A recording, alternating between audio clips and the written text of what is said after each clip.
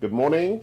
Welcome to our another workshop on Saturday. Thank you for being faithful, staying with us, watching live or watching the videos on YouTube and Facebook as we post them post workshop. Thank you again for joining us. My name is Charles Sine, CEO of Anti-Fragility Health, and we continue this big conversation on what we call our longevity workshop series.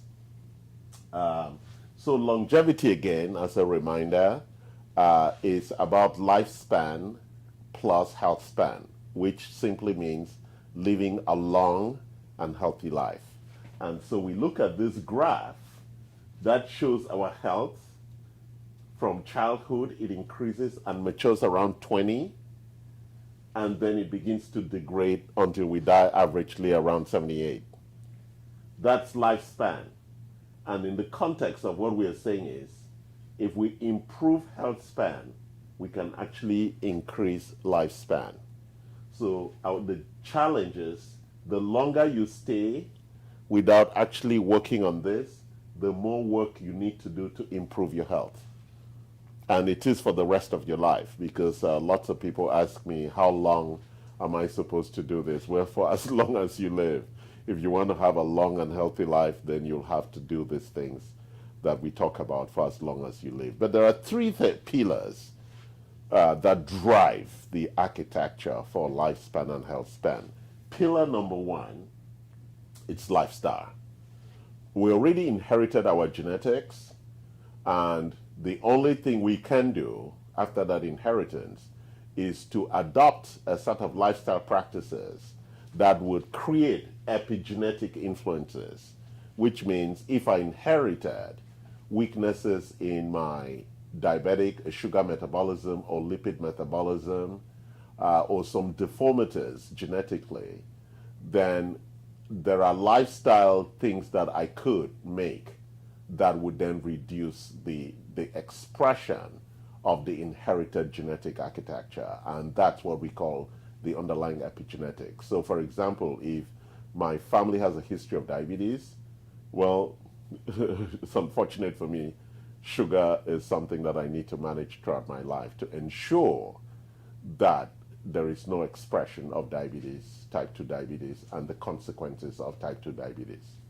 Very challenging issue. So lifestyle is the number one pillar for us to really have a deep understanding so we can take the required actions necessary for us to make those epigenetic changes to give us long life, a long and healthy life. The second pillar is mindset. It's something that it's a choice that we need to make and say, this is what we want. And the only thing that gives us access to what we want is action. But that's a choice that we need to make.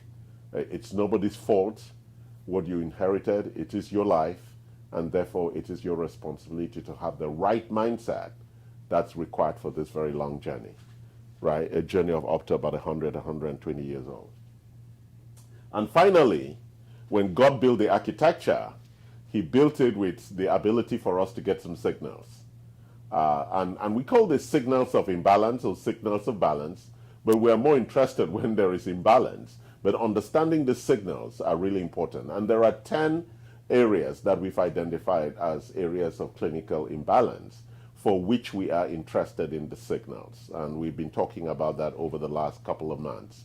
And in the last series, we have focused on the specific signals of cardiometabolic health, which is the number one cause of death in the world. And therefore, it's really important. We've broken it down into 4 areas, and we've covered 2 so far. We broke it down into lipid metabolism. And what's the meaning of lipid metabolism? It's that whole area of cholesterol, HDL, LDL, management, triglycerides, and the measurements of that. Really, it is one of the most fundamental areas of balance that's required, because lipids cover the surface of every cellular architecture. We have a bi-lipid architecture at the cellular level that supports electron transfer from intercellular communication. It's critical. So the lipid metabolism and the balance of that are the first early signals of imbalance or chronic illness. Very important we understand our lipid metabolism. The second area that we've dealt with last week, I think, was inflammation. Just how challenging inflammation is and the difference between acute and chronic inflammation. And the real issue is with chronic inflammation, and there are lots of things to modulate that and the causes around inflammation and why inflammation plus oxidative stress are actually the two big things that lead to chronic illness. And so in all the imbalance areas that we talk, we're going to mention inflammation and oxidative stress, but specifically as we look at cardiometabolic health, these two topics come very, very key. And today we'll focus on oxidative stress, but I just wanted to make sure that we also spoke about sugar metabolism, because it's the other big area of imbalance that we will be exploring as part of this. Protein metabolism is something that we try to not focus on, but we would explore it today as we look at oxidative stress. Very, very important. So let's go into oxidative stress. So at the core of oxidative stress, I left it blank because it's important that we discuss what is oxidative stress. And oxidative stress expresses in terms of two big things: reactive oxygen species and reactive nitrogen species. And these are outputs from cellular metabolism, or what we call cellular respiration, the process of using oxygen and phosphates to actually generate energy, that's cellular respiration. And so they produce what we call these free radicals. They call reactive oxygen species or reactive nitrogen species, and these are free radicals that the body tends to use to bind to lipids and proteins and actually execute cellular function. The challenge is when there is excess of it, and that's what really arises as what we call oxidative stress. We begin to stress at the cellular level. It's a very simple issue. We stress at the cellular level because we are not removing this reactive nitrogen oxygen species and oxygen species, which have free radicals. We're not removing them enough so it becomes excess, or it creates an imbalance at the cellular level, at the mitochondrial level, which is really the whole big topic of mitochondrial dysfunction.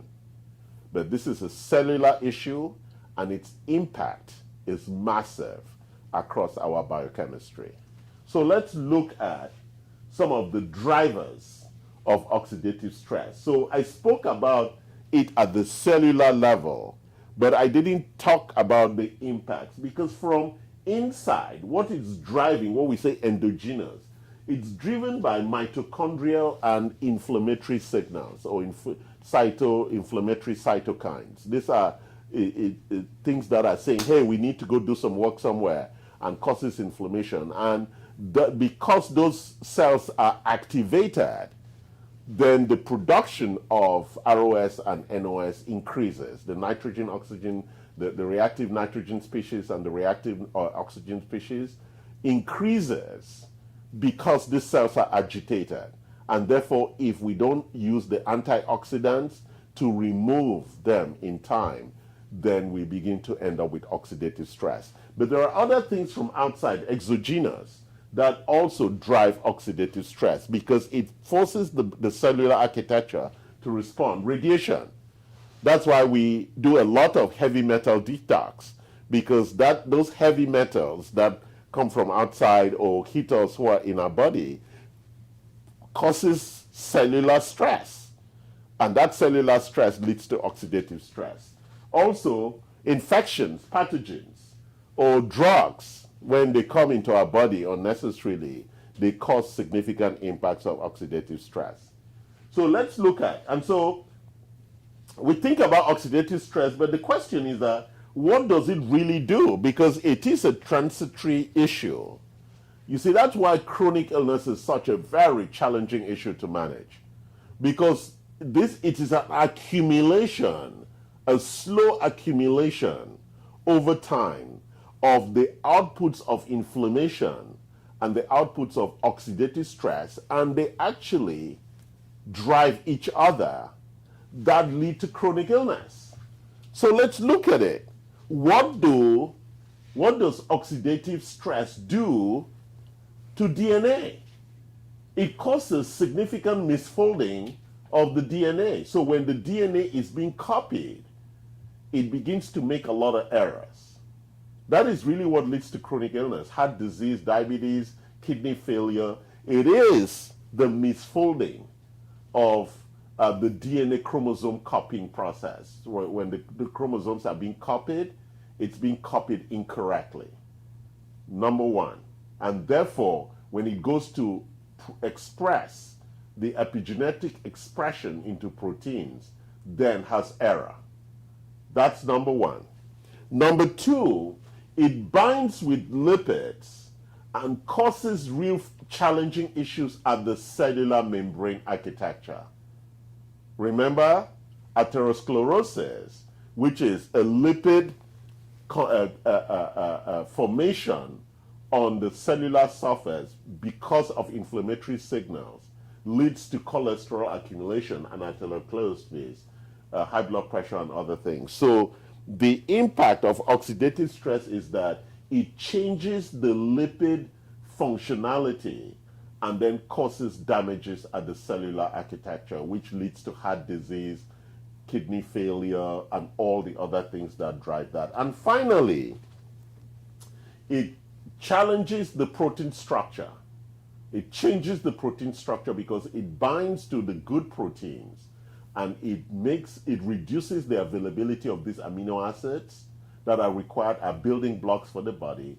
It binds to them, removes them from the body, and therefore the body suffers from a lack of those protein architectures, which leads to chronic illness because of the lack of the necessary amino acids. For example, when we look at the gut architecture, arginine and all of those amino acids that are critical for repair and regeneration of the lining of the gut layer, when we have a lot of problems with our GI tract and there's oxidative stress, those proteins that are necessary for keeping the architecture intact are no longer available, and therefore it leads to dysfunction like Crohn's, IBD, and all IBS and all the other illnesses that arise from a membrane dysfunction in the GI architecture. So it's really important that we understand. So we walk into interventions, and I know that I'm trying to stay at a high level in this subject. It's a very deep subject, but we would explore it in this final section as we look at interventions.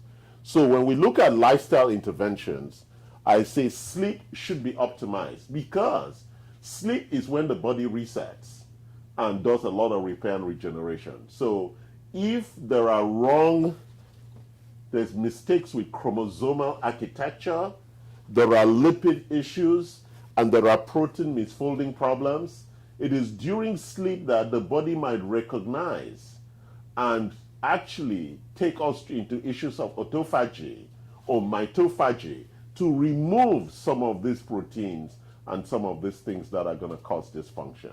So sleep is really critical for helping clear dysfunction caused by oxidative stress. Diet. We want an optimized diet with good fats, good proteins, and low carbohydrates. So those optimized diets are really very good in reducing. We also know there's a lot of conversation around inflammatory diets and things like that. So it's really important we focus. Exercise.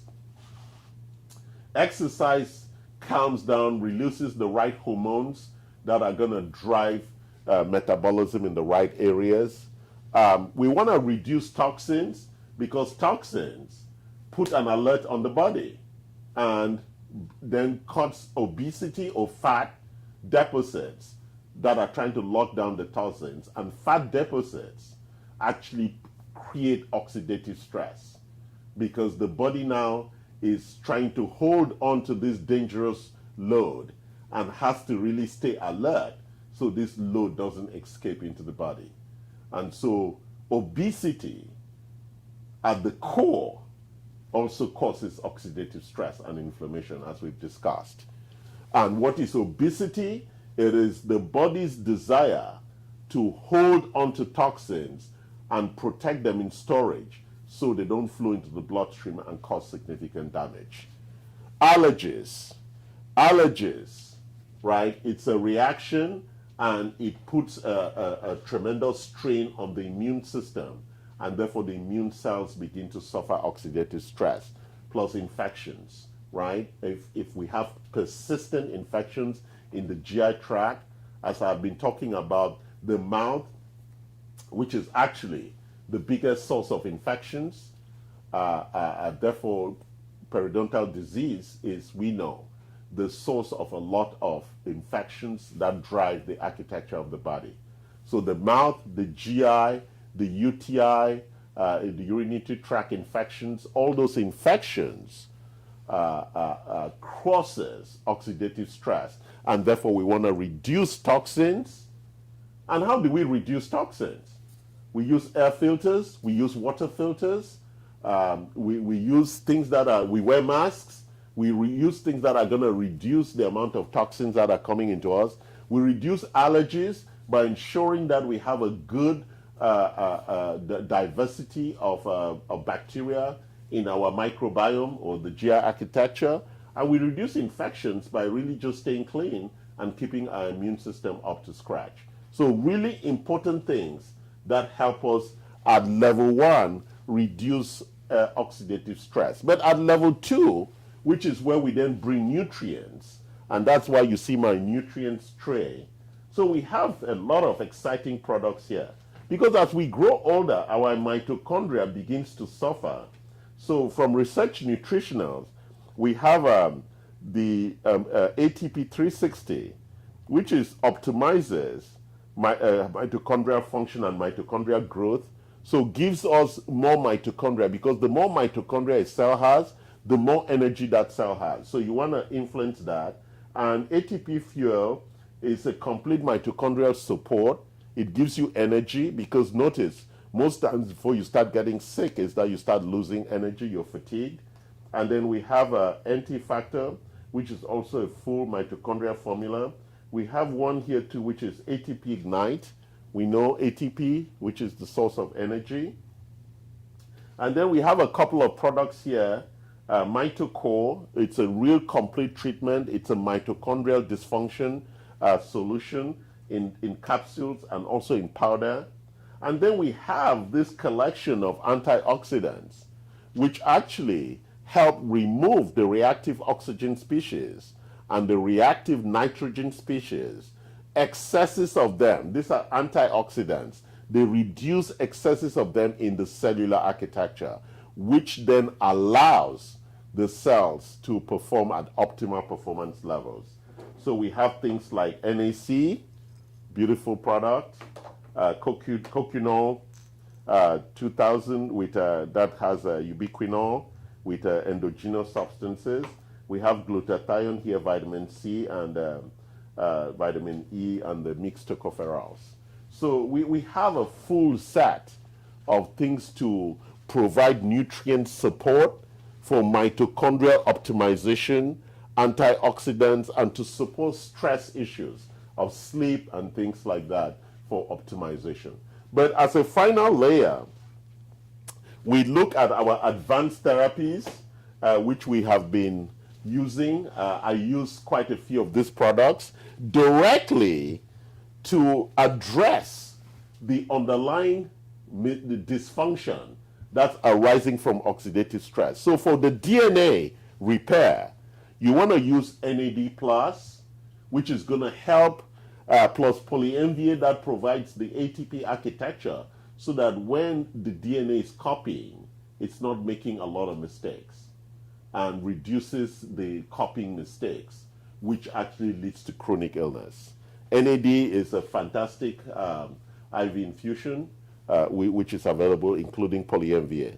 For lipids, right, after we do chelations, and what's the job of chelation is to remove heavy metals and the toxins out of the architecture, we then supplement with plaque X, which is a biphospholipid, which helps resurface the membrane.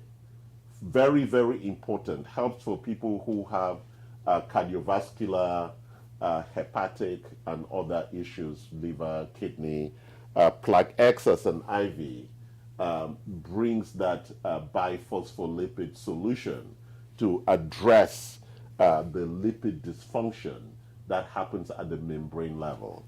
And then finally, we have peptide stem cells and exosomes, which are peptides, amino acids that interfere into the epigenetic expression process. In that, when there are when the DNA is giving mRNA instructions, the peptides can interfere and provide better protein infrastructure and analysis for better protein outcomes. Very, very important. It's a Russian. The Russians have been huge on peptides, and we now have peptides available in our clinic as intramuscular injections or as supplements. We have stem cells, IVs, and exosomes also, and all of this are trying to optimize cellular signaling and improve cellular respiration, which both reduce oxidative stress and give us homeostasis, or what we call good health. Very short and sweet today. Oxidative stress is a very important, it happens with all of us, and it is something that we should really be very mindful of.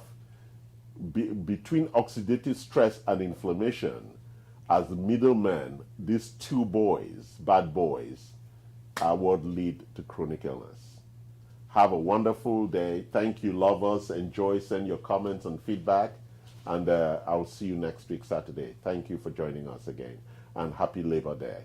And during your Labor Day, hey, watch that inflammation and oxidative stress issue.